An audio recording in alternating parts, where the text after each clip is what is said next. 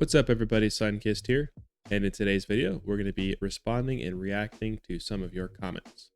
One of my previous videos I'd kind of asked everybody for some feedback and stuff they want to see added to Fallout 76 in 2025, so this will be the first episode in a series that I'll be continuing on the channel called Community Comments. I have a ton of fun hearing from you guys and listening to what you have to say and what you want to change about the game. So for my next video, what I want to know is, what is something that is either overpowered or underpowered, and how would you rework that to make it viable slash balanced? Not just like a simple buff or nerf. I want to hear some like interesting ideas about how you would rework certain things in the game. With that being said though, we're gonna go ahead and dive into your comments. All right, our first comment is coming from Tim the Man 96. Maybe the only one, but make a food tab for cooked foods so it's organized better, more diverse vegetable resource options, and a bigger build budget. Yeah, honestly, those are all great ideas, especially the tab for cooked foods. Just in general, if you're carrying a lot of stuff, which I know a lot of kind of end game / higher level players are carrying a lot of stuff, myself included, just any sort of additional UI stuff for the Pip-Boy especially would be very much appreciated. And agreed, pretty much all the resource generators at camps are kind of catered towards carnivores. So let's get the herbivores some love here.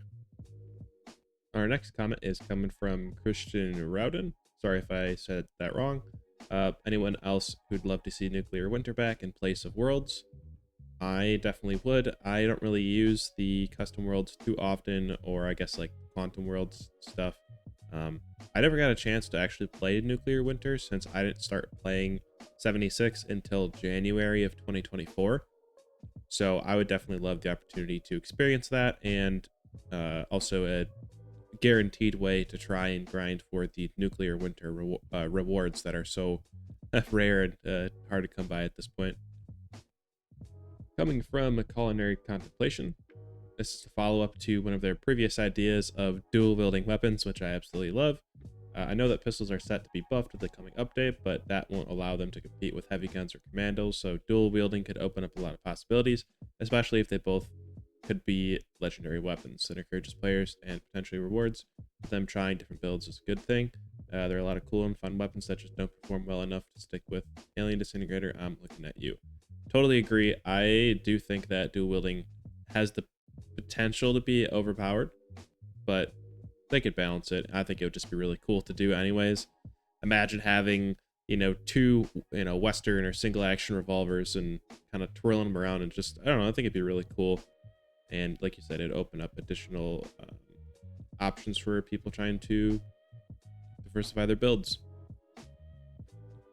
From Solid Cone, I'd like to see a big increase to camp budgets and a donation box. Then allowing building in more locations, maybe even directly inside some major cities, would be neat to take over one of the rooftops in Watoga. I definitely think that's a great idea. Some of my favorite camps are when you can kind of build off of existing structure. My current camp is in the mire. It's kind of like a little bunker thing that I've built out of. So if we could actually build in kind of city areas, that would be absolutely awesome. I think it would kind of make the entire map just feel a little bit more lived in, and it would be super awesome. From NeoXenia, sorry if I said that wrong. You'd really like to see more options for adjusting controller settings like dead zone and aim sensitivity. I definitely agree.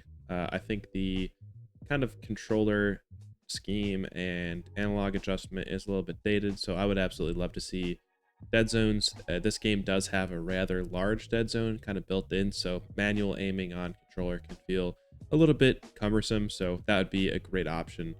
Also, I think if we could maybe get mouse and keyboard support on console too, that would be awesome, and I think could alleviate some of that.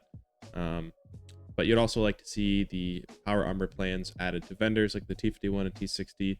Yeah, the RNG for those is pretty hard. If you want to get the full plans for those, it's pretty difficult. So I wouldn't mind if we kind of maybe saw those added to vendors. Still keep them rare, but maybe not as hard to come by as they are now.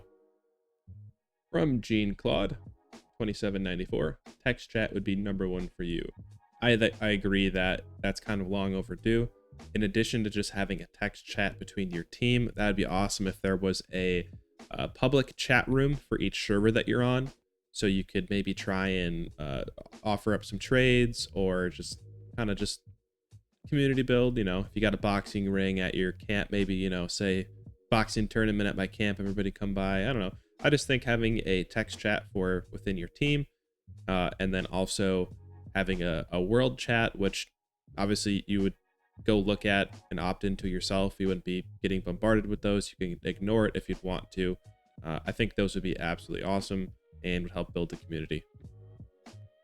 From Odyssey 0624, your suggestion would be to divide the weight of all things in half. That would give you more storage space and decrease the management of weight.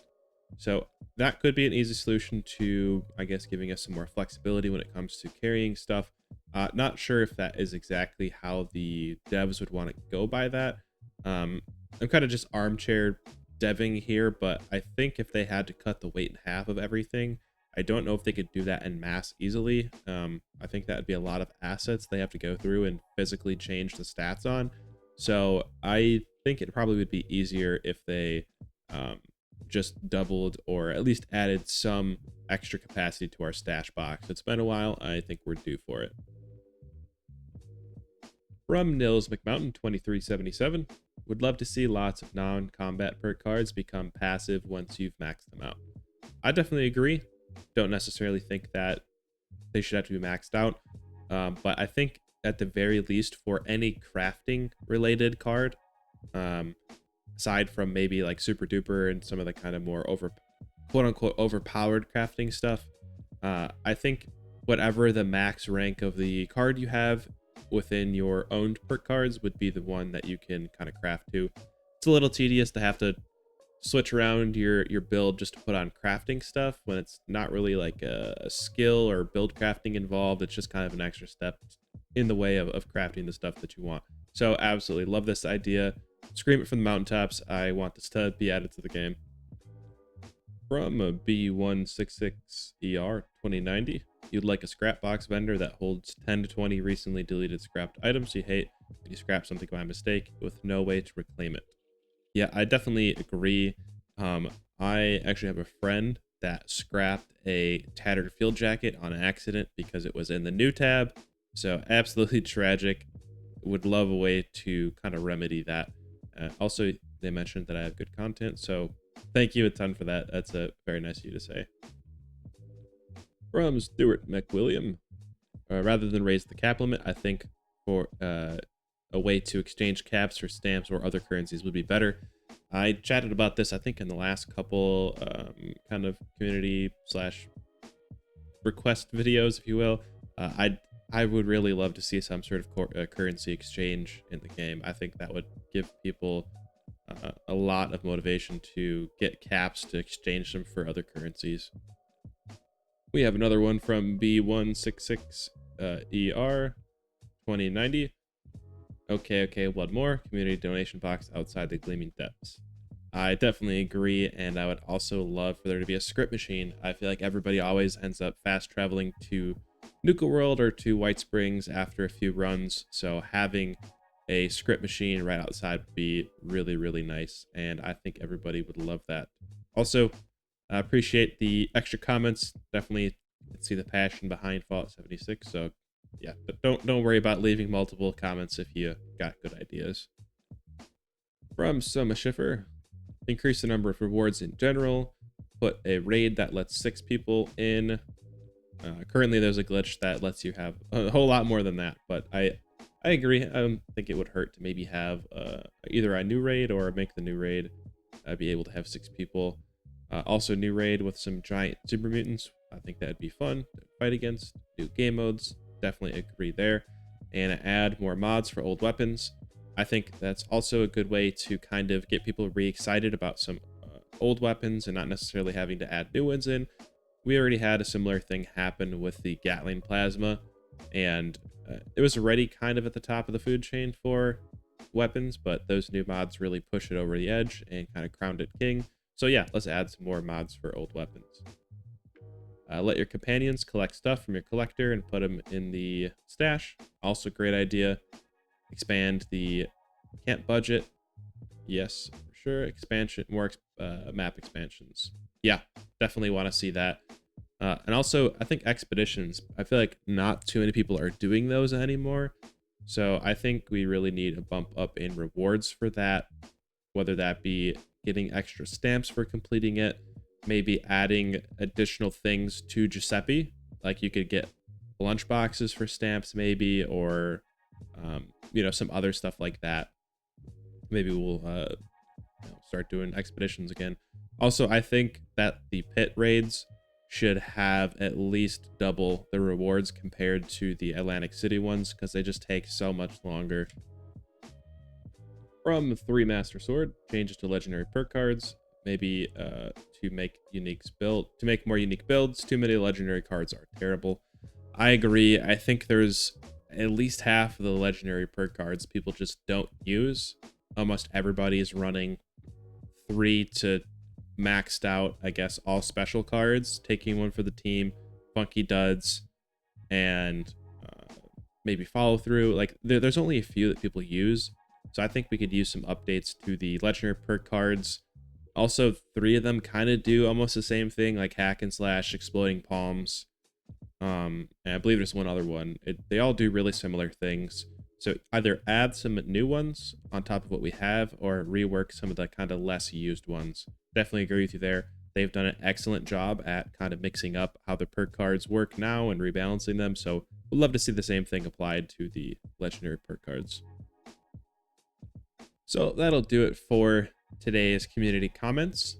Definitely, as I mentioned at the beginning, feel free to leave a comment on how you would rework either something that is overpowered or underpowered right now.